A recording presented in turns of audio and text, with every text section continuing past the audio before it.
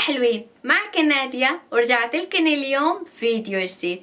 فيديو اليوم بيهم كل صبية تحب تهتم ببشرتها.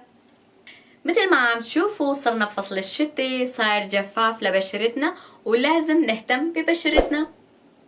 اوكي اصدقائي، الوقت الحاضر عم بستخدم هدول المنتجات لعناية بشرتي، من غسول للبشرة، تونر، سيروم، وكمان كريم نهاري. ونسبة فوشتيكايت موجودة بهذا الكريم 80%، يعني ترطيب للبشرة.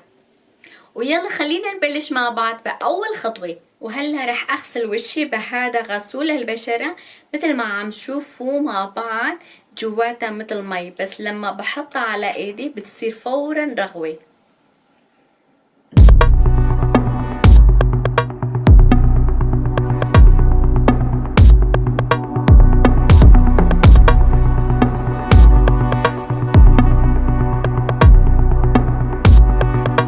أصدقائي خليني أغسل وشي وبرجع لكم مرة تانية.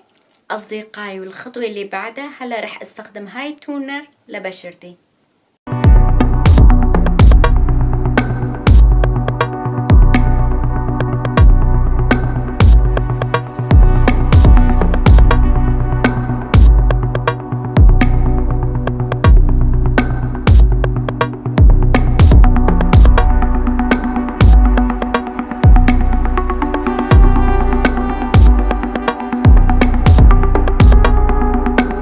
وهلا صار دور احط هاي السيروم على بشرتي.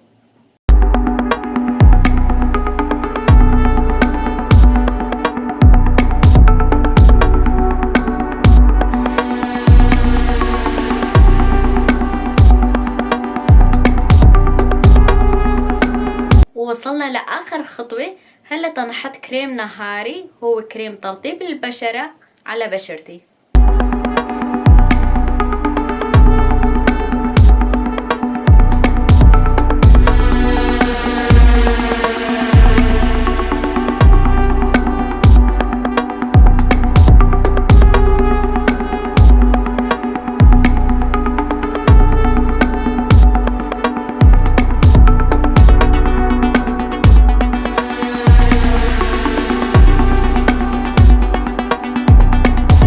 ما ننسى كمان نحط لابيلو على شفايفنا من ماركة باليا.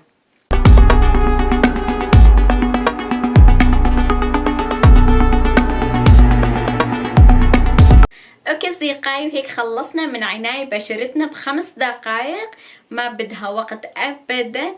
انتوا اكتبوا لي بالتعليقات شو هن المنتجات اللي تستخدموها لعناية بشرتكن، اذا كان منتجات نهاري او منتجات ليلي. اوكي اصدقائي، وهيك وصلنا لنهاية فيديو اليوم. ان شاء الله عجبكم يا رب، استمتعتوا معي. اشوفكم بخير وسلامة بفيديو جديد. باي.